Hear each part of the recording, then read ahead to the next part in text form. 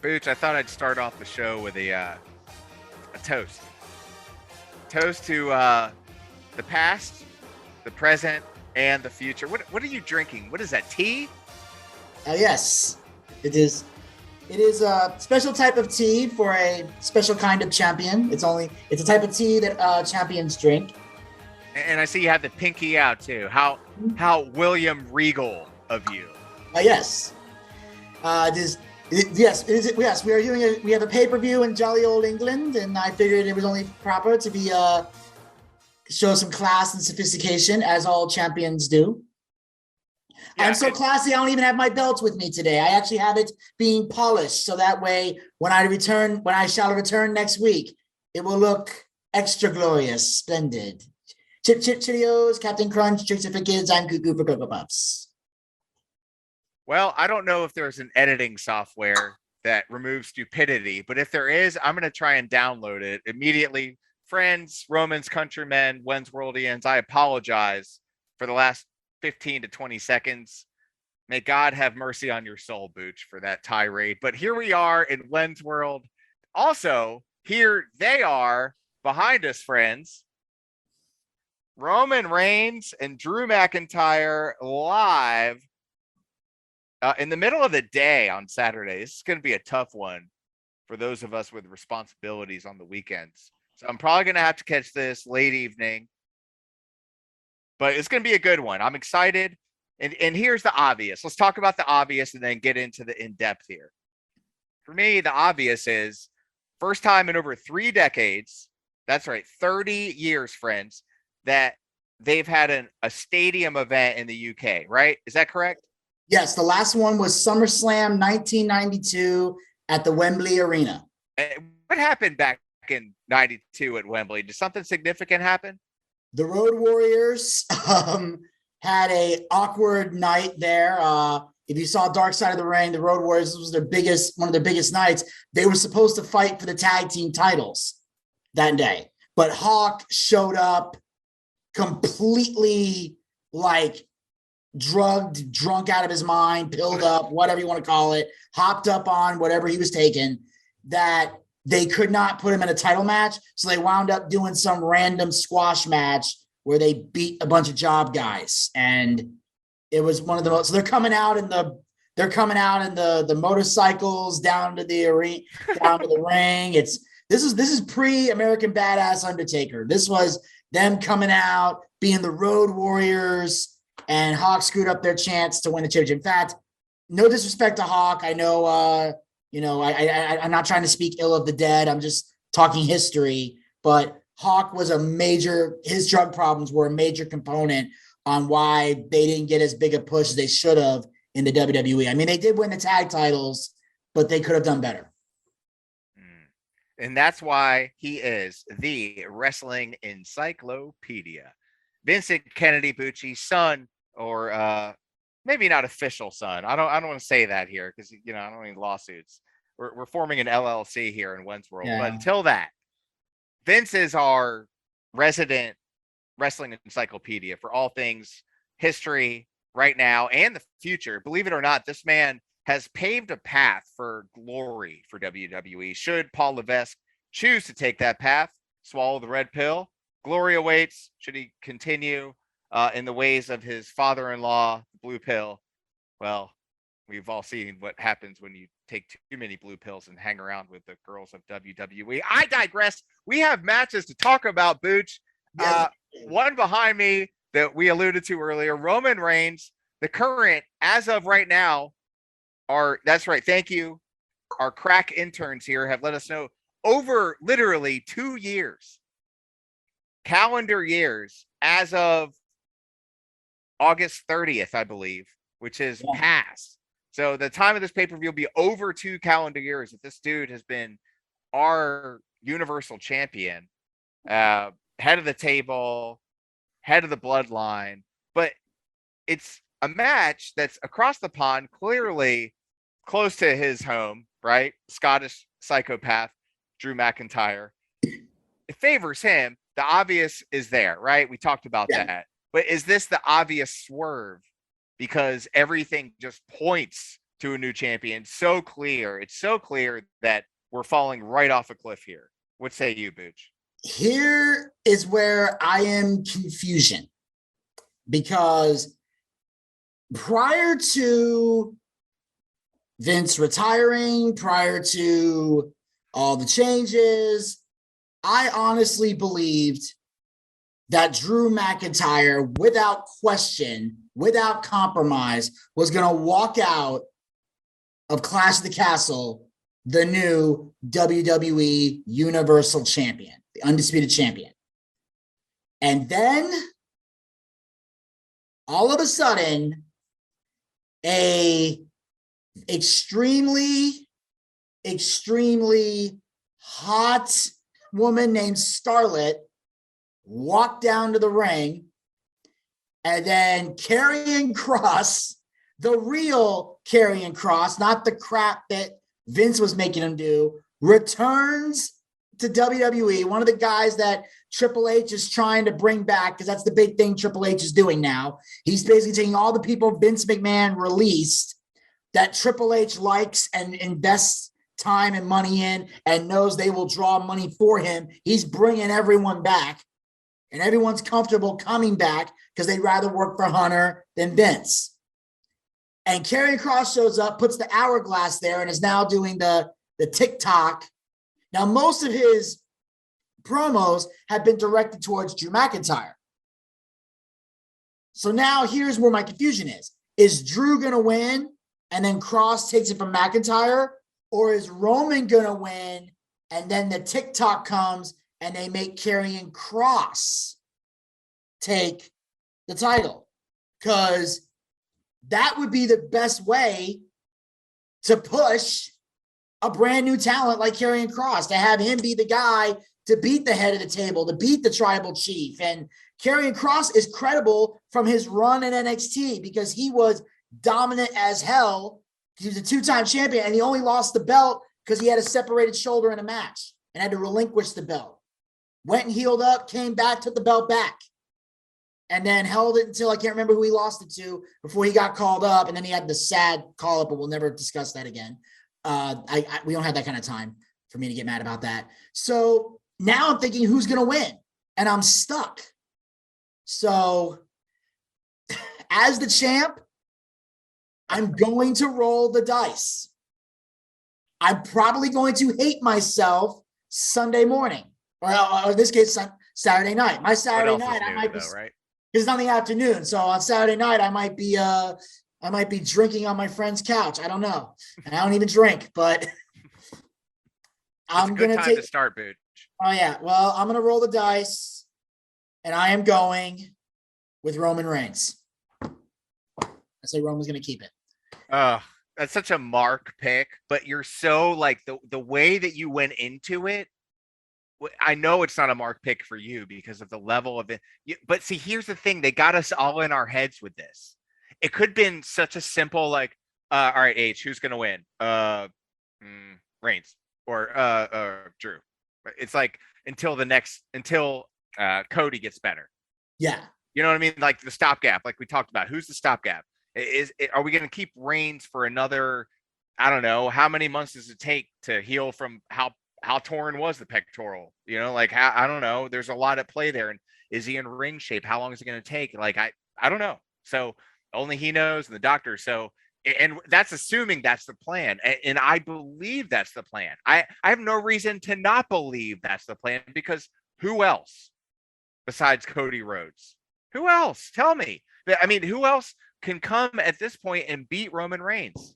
Because he's run through the entire locker room time and time again. At this point, anybody but. And we've seen Drew how many times? I don't know. At this point, doesn't even matter. Like, he's never beat him, ever. And so for that reason, I'm like, okay, well, it's easy to go with Roman Reigns. This is the thing that has me to believe that something else is going to happen here. Something else is going to happen. So whether it is Kross, whether it is McIntyre, I mean, the long-term play is neither of these guys. Let me just say that. But for this match, I believe that Drew McIntyre wins this match. So there's our first point of disagreement. So let's move on to our next match here, Booch. Liz versus Shayna Baszler. This is going to be an interesting one for me. I've always kind of been a closet Shayna Baszler fan. And as you know, Booch, I am not an NXT guy. I didn't follow her on her path upward onto the main roster, and I didn't follow Liv. I mean, I'm kind of living that Liv life, but I didn't follow her career early on. You got to choose first last time. I'm going to go ahead just based off what I've seen, what my gut is telling me, and the fact that if I get less than half of these matches right, Booch, we're done until Mania. So I am determined to not suck. And for the reason of not sucking, I am going and maintaining that Liv life and rolling with Liv Morgan. What say you? I'm going with Shayna. 100%. I'm going with Shayna because here's the thing. Liv Morgan is one of the worst women's champions in the history of WWE, and that's saying a lot. I can sum up her gimmick in one word, just one word: crying. That's her gimmick. She cries before she wrestles. She cries after she wrestles. She cries during the match. This is the weakest baby face I have ever seen that isn't a jobber. It's the weakest baby face I've ever seen. She's not doing well as a champion. She had the underdog victory, but that's what she is. She's the person that chases the belt, but then as soon as she gets it, it's not interesting anymore. They've lost interest quick, fast, and in a hurry. So Shayna needs to end this. She should have won that. Shayna should have been champion 2 years ago. Agreed. The fact that she's, and in fact, I'll be honest, at some point, Ronda's coming back. I'd rather see Shayna and Ronda lock up. Oh, of course, everybody would rather see that than Ronda Liv 2.0. Sure. Yeah, 3.0 in this case. 3.0 if you count what happened. I don't count that because that wasn't really a match. It was a cash in, and those aren't real matches, right? Yeah, it's embarrassing. Like, I mean, Shayna and Ronda would draw because they were both like the best of friends. They're both the best of friends outside the ring because they were the 4 horsewomen of the UFC. It was her and 2 other people. I think it was Marina Shafir and Jessie something Duke. They're the 4 main ones. Now, of course, Shafir's in AEW, but nice. But Shayna and Ronda, that would be a match because the best matches, the best rivalries, are the ones where they're friends in real life because they know the right buttons to push. Because they can cross lines because you know with your friends, you can cross certain lines that other people can't. And then also it's also the emotion, the fight. It's going to be great. So I'm going with Shayna. Shayna has to win.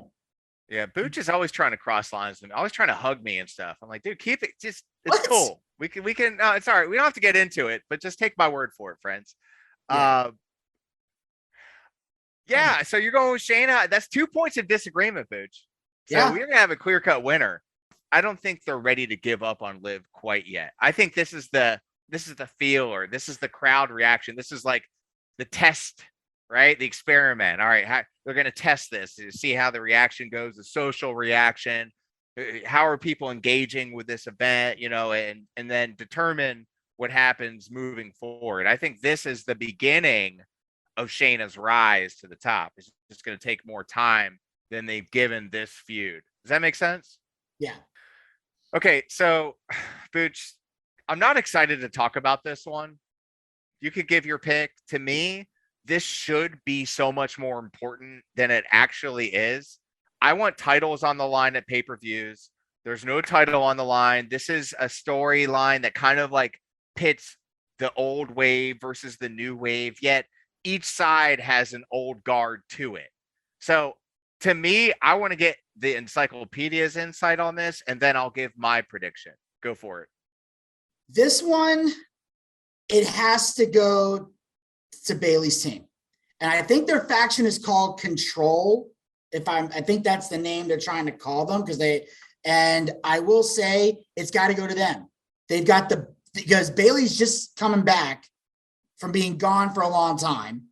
Dakota and Io were basically reinstated because Vince, like I said, kicked them to the curb. Triple H brought them back. That was the biggest pop at SummerSlam. One of the biggest pops was their music playing, them showing up, and the fight breaking out. So this needs to lead to Bayley getting the title. And I assume, and obviously Bianca's still the champion. So I kind of like they're kind of putting a break on that. But at some point, we need to see the match. And I've said it before and I'll say it again. Bayley, Bianca, I Quit match needs to happen.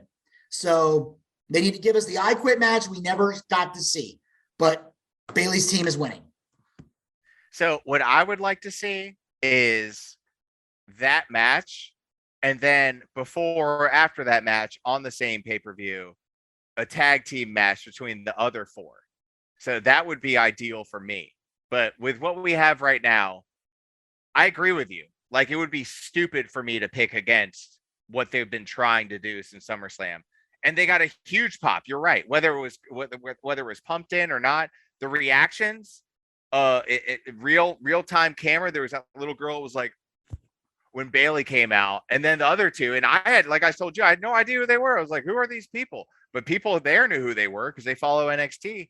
And it was great because they were excited. And if they're excited, there's reason for me to be excited as a main roster guru, right? So that's where I'm at with that. So we both pick those Bayley's team to win that, right? So Control will control, according to us. But we'll see what happens there. Hold on, where's my bong? Hey, we got a match to talk about here. Riddle versus Rollins, bro. What? This is going to be a great match. I'm excited. This is what was supposed to happen. Riddle got hurt because, listen, Seth is freaking awesome, right? But for this match, you hate Riddle. Let's be honest. Let's get all the cards. You hate Riddle.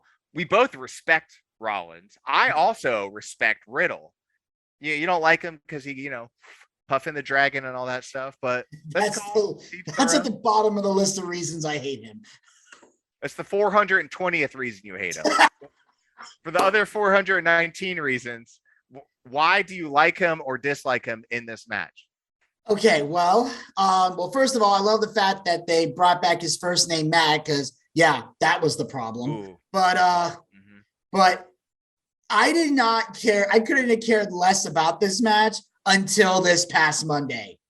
I thought Seth Rollins, it was beautiful because he, with one controversial line, Matt Riddle finally hit puberty. He finally became a grown-ass man and cut a promo with some man in his voice for once. He wasn't I didn't see a 12-year-old. I saw a 24-year-old for once. Is he 24? No, I just doubled his age in my head. They were doing this promo where they were talking about, they're going to kick each other's ass and everything. And Matt said, I'm going to prove there's only one man in your relationship, and that's Becky. And then Seth says, you want to talk about my family? Let's talk about your family. Oh, wait, we can't because your wife divorced you and took the kids and they don't want to see your bitch ass anymore. And then Matt Riddle starts screaming, where are you? Where are you? He goes, come find me. Come find me. He goes, I'm going to you up, and they're censoring Matt just starts dropping F-bomb after F-bomb after F-bomb after F-bomb after F-bomb on TV. And I'm like, okay. Oh, wait. Riddle started putting some man in his voice. All right, Booch, producers are in my ear. They say, keep it moving. We got to go. We're losing them. I got it. No, I'm saying it was a great promo. So, but yeah, I think I'm going to hate myself in the morning, but Riddle's winning this. All right. So you got Riddle. I also have Matt Riddle because he's due. He was going to win the last time these guys were supposed to fight, and it didn't happen. And so they had to delay it by, 6, 7, 8 weeks. And here we are, and it's going to happen. There we are on that. Okay. So let's be honest. There is absolutely no reason for my thumb to be placed anywhere near the winner of this match. Okay, it's hard to do when you're not looking. It's like the weather people. Like, what do they see? You know, like, is that a storm? Is that a cloud? Like, Gunther's winning this match, right? Okay, that's my take. What say you? Look at that face. It's a good one. I mean, this is going to be a fight. Oh, definitely. It's going to be a brawl. You got the Celtic Warrior and the Ring General, Gunther. I mean, this is hands down badass. And I think, part of me says Gunther's going to win. Why you got to be all proper and say Gunther? Can you just be Southern? Just say Gunther. Come on, don't be that guy. Don't be that guy. I'm putting respect on the champ's name. That's all. He's not Birdman. You ain't gonna put spec on it. It's okay. Go ahead, continue. Okay, but I'm saying, so you got both these guys in this fight, and I mean, on the one hand, I think Gunther's got a shot. On the other hand, I think Sheamus has enough people at ringside where the interference could help him. So, and Sheamus has gotten some wins, but he hasn't been a champ in a while. So I don't know if he's due. But I feel like Gunther's on a hot streak.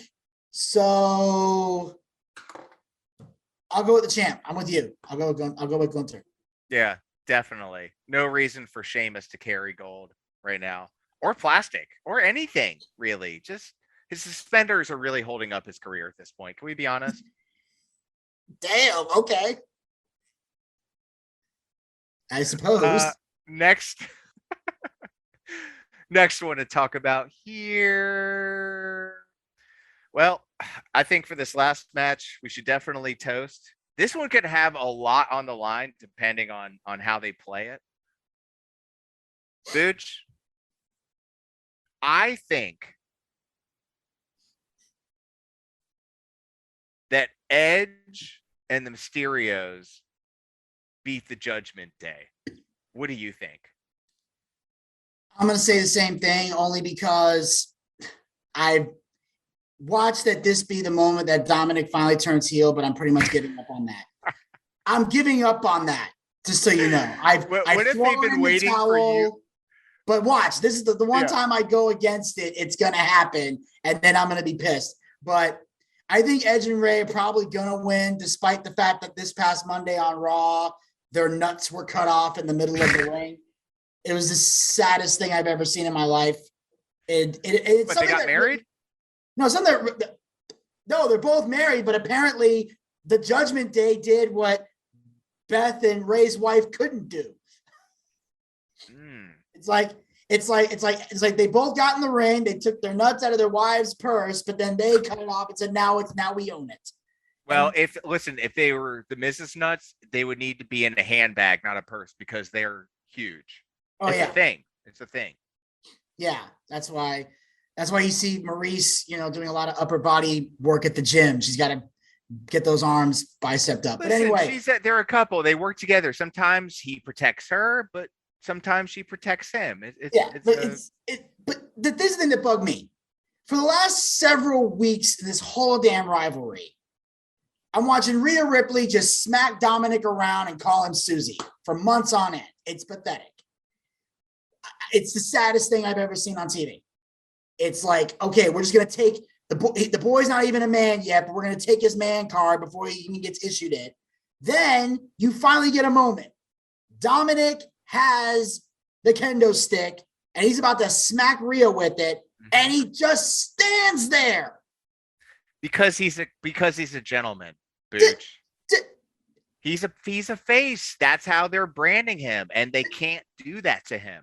I'm just saying, someone beats you up week after week. But she is a she. Wait, I don't know how she identifies, but in the real world, she's actually a female. Then Edge and Ray get in the ring. Somehow, Rhea managed to take the kendo stick. You got three baby faces and a heel standing in a ring, and the heel is smiling. I'm going to say this right now. I don't want to, regardless, I get the whole gentleman crap. Here are the facts of wrestling. This is a little thing called psychology and how this shit works. Here's how it works. Anytime a babyface is in a ring by himself, surrounded by heels. The babyface knows he or she's getting their ass kicked. It's done. You're not going to beat 10 guys at one time unless you're Steve Austin or Sting. But at that moment, the babyface looks around. He's got a little bit of like, oh crap. But then he starts swinging and he's hitting everybody he can hit because the babyface thing is, all right, I'm going down, but I'm going down swinging. He gets a few shots. The crowd goes nuts, but eventually they overpower him and they leave him laying in the middle of the ring. Sure. If a heel is in the ring by himself, surrounded by babyfaces, he needs to be scared like he's looking into the eyes of Pinhead from Hellraiser. Like you open the box and we get it. We get it. Showed up. Yeah. The look of terror in your eyes. You need to be scared for your life. Like, oh shit, I'm gonna die. Because these babyfaces are gonna beat your ass. Because the heel is supposed to be a coward. Right. At heart. Sure. If 3 babyfaces are in a ring and a heel is smiling, guess what? You might as well tuck their Johnsons between their legs and rub peanut butter all over them because they ain't men anymore. It was the saddest thing ever.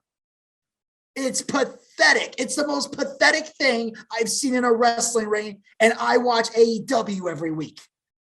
It was sad. I have no emotional investment in this match because the baby faces lost their man cards on the go-home show, which is the worst time to lose your man card, the go-home show before pay-per-view. Somehow Edge and Ray are still going to win because WWE is so people-pleasing nowadays. They're going to forget the fact that happened, but it was pathetic. You had a golden opportunity to take somebody out who's been beating you guys up week after week, where the moment there would have been a pop, it would have been crazy, it would have been great, and you killed it. It was pathetic. Beyond pathetic, but Edge and Ray are going to win. Bucci, it would be appropriate for them to do exactly what we've been talking about doing after we've already just washed our hands of the situation and said, enough, I'm done, right? Yeah. But let's see what happens. This could be interesting. And another thing that you're going to see is me getting ever so close to you and saying one key catchphrase, which is, have a nice day. And I'm going to say, bang, bang.